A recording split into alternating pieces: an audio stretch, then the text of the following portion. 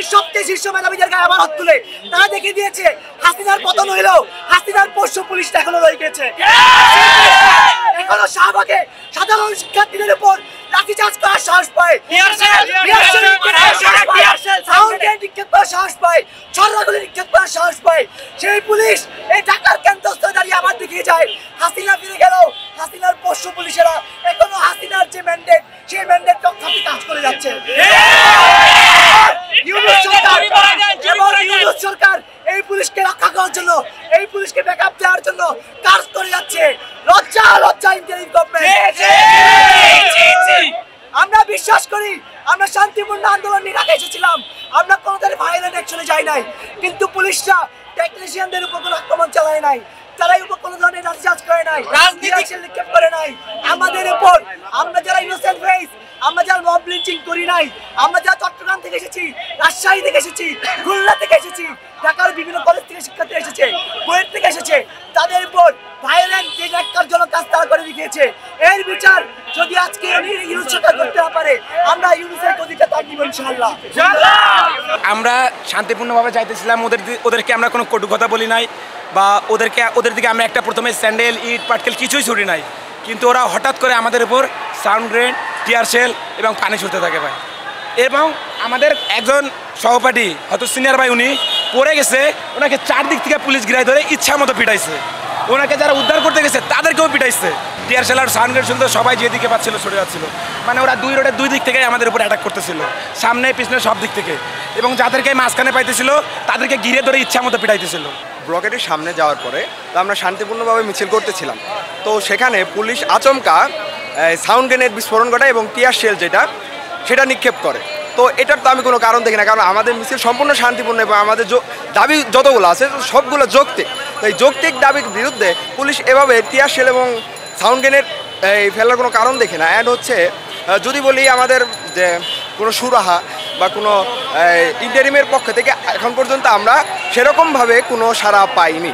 আমরা আসলে যমুনার দিকে যাওয়ার চেষ্টা করেছিলাম, কিন্তু প্রথমে তারা ব্যারিকেড দেওয়ার কোনো চেষ্টা করেনি। যখনই আমরা সামনের দিকে গিয়ে যাচ্ছিলাম বাধাহীনভাবে, তখন তারা আটকানোর চেষ্টা না করে হঠাৎ করে আমাদেরকে একজনের গলা চিপে ধরার চেষ্টা করলো, আবার হঠাৎ করে টিয়ার শেল সাউন্ড গ্রেনেড মারার চেষ্টা করলো। এই জায়গায় আসলে তারা একটা ডেফিনিট একটা প্রতিরোধ করার যে চেষ্টা সেটা না করে হঠাৎ করে অতর্কিতে হামলা করার কোনো কারণ আসলে আমরা বুঝতে পারি নাই, কিন্তু আমাদের ভাইদের উপর হামলা হয়েছে, এর জবাব আমরা চাই। 4 থেকে 5 জনের মতো কমপক্ষে আহত হয়েছে, এছাড়াও অনেকে হয়তো বা সাউন্ড গ্রেনেড, টিয়ার শেলের চোখে বা মুখে ক্ষতিগ্রস্ত হয়েছে।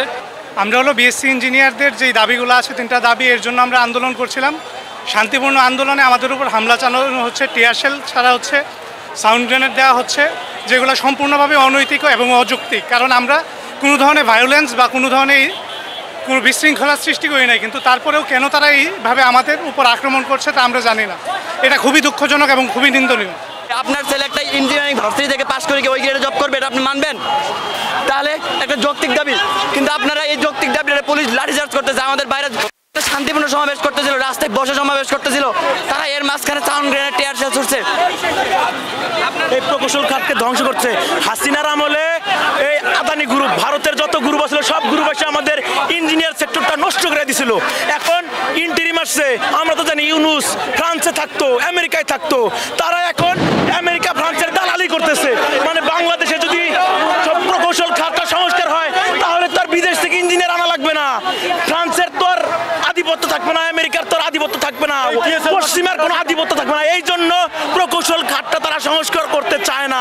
হাসিনা যেমন ভারতের জন্য এই বাংলাদেশের প্রকৌশল খাত সংস্কার করে নাই, এই ইন্টারিমও ওয়েস্ট অর্থাৎ পশ্চিমা বিশ্বের জন্য এই বাংলাদেশের খাত, প্রকৌশল খাতকে নষ্ট করে। সরকার গঠিত হয়েছে, যে কোটা প্রথা অপসারণ করতে গিয়ে হাজার হাজার ছাত্র প্রাণ দিছে, সেই হাজার হাজার ছাত্রের প্রাণের উপর দিয়ে এই সরকার গঠিত হয়েছে, কিন্তু এই সরকার এখন সেই কোটা প্রথাকে আবার এই দেশের ভিতরে প্রতিষ্ঠিত করতে যাচ্ছে।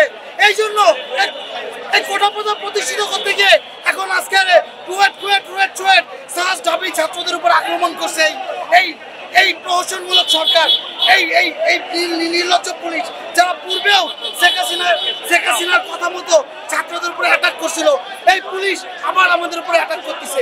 এই অ্যাটাক মেনে নেওয়া হবে না, এর চেয়ে কঠোর কর্মসূচি দেওয়া হবে। ওইখানে আমি তো মানে ওইখানে পর্যন্ত পৌঁছাতে পারিনি, সামনে অনেক ভিড় ছিল। এরপরে দেখি হুট করে সবাই হচ্ছে পিছনের দিকে দৌড়ে আসা শুরু করেছে এবং কয়েকজনের দেখলাম যে পা ইনজুর্ড হয়ে গেছে, ওদেরকে হাসপাতালে নিয়ে যাওয়া হয়েছে। লাঠি চার্জ করা হয়েছে, ওইখানে ভিড়ের মধ্যে সাউন্ড গ্রেনেড মারা হয়েছে, টিয়ার শেলও মারা হয়েছে। মানে চোখের অবস্থা খারাপ, পেট দিতে হচ্ছে। আপনি দেখলে আশেপাশে তাকালেই বুঝতে পারবেন প্রত্যেকটা ছেলের চোখ লাল হয়ে রয়েছে। টিয়ার গ্যাস সরাসরি চোখে ইয়া করা হয়েছে। এটা কোন এখতিয়ারে করে? এটা আমরা কি কারো অ্যাটাক করছি, কারো কিছু করছি আমরা? তাহলে আমাদের উপর অ্যাটাক কেন করা হলো? কোনো আপডেট এখানে আসে নাই। ইভেন শুধু গতকালকে না, তার আগের দিন আমরা আপডেটের জন্য ওয়েট করছিলাম, কোনো আপডেট আমাদেরকে দেওয়া হয় নাই। আগের দিন আমরা রাত 5টা পর্যন্ত ওই মোড়ে ছিলাম, ইন্টারভিউয়ের জন্য আমরা আলটিমেটাম দিচ্ছিলাম, কেউ আসে না, একটা মানুষ আসে না এখানে। আজকেও আসে না, আজকে আমাদের উপরে লাঠি চার্জ করা হলো, পুলিশ টিয়ার গ্যাস দিল। কোন সাহসে? আমরা কি ওয়েট করি নাই? টাইম দিই নাই ওদেরকে? টাইম দিছি, তারপর আমাদেরকে ফিজিক্যালি ইনজুরি করা কোন সাহস হয়? আমরা যৌক্তিক দাবিতে আসছি, কিন্তু তারা যেভাবে আমাদের প্রতি অন্যায় অবিচার করলো, তারা প্রথমে টিয়ার শেল মারছে, পরে এমনকি রাবার বুলেটও ছুটছে। আমাদের অনেকে দূর দূরান্ত থেকে আসছে, দেশের রুয়েট থেকে আসছে, চুয়েট থেকে আসছে, এমনকি শাহজালাল থেকেও আসছে। তাদেরকে এমন অবিচার নির্মমভাবে মারাটাই যৌক্তিক? আমি সরকারের কাছে প্রশ্ন ছড়িয়ে দিলাম। দ্বিতীয়ত, তারা একেবারে রাবার বুলেট ছোড়ার কি দরকার আছে? আমাদেরকে প্রথমে তারা সতর্ক করতো, সতর্ক না করে তারা আমাদের অন্যায়ভাবে অবিচার করছে। আমি সরকারকে প্রশ্ন ছড়িয়ে দিলাম, এটা কি আসলে যৌক্তিক? আমাদের সাথে কথা বলুক। আমরা সেই 6 মাস থেকে দাবি নিয়ে বসে আছি, তারা কখনোই আমাদের সাথে বসে নেই। এটা আমি জানাচ্ছি, তীব্রভাবে নিন্দা জানাচ্ছি। দেশ স্বাধীন করলাম, 24শে গণ অভ্যুত্থানের পরও যদি এমন দেশটা হয়, তাহলে আমরা কোথায় যাচ্ছি?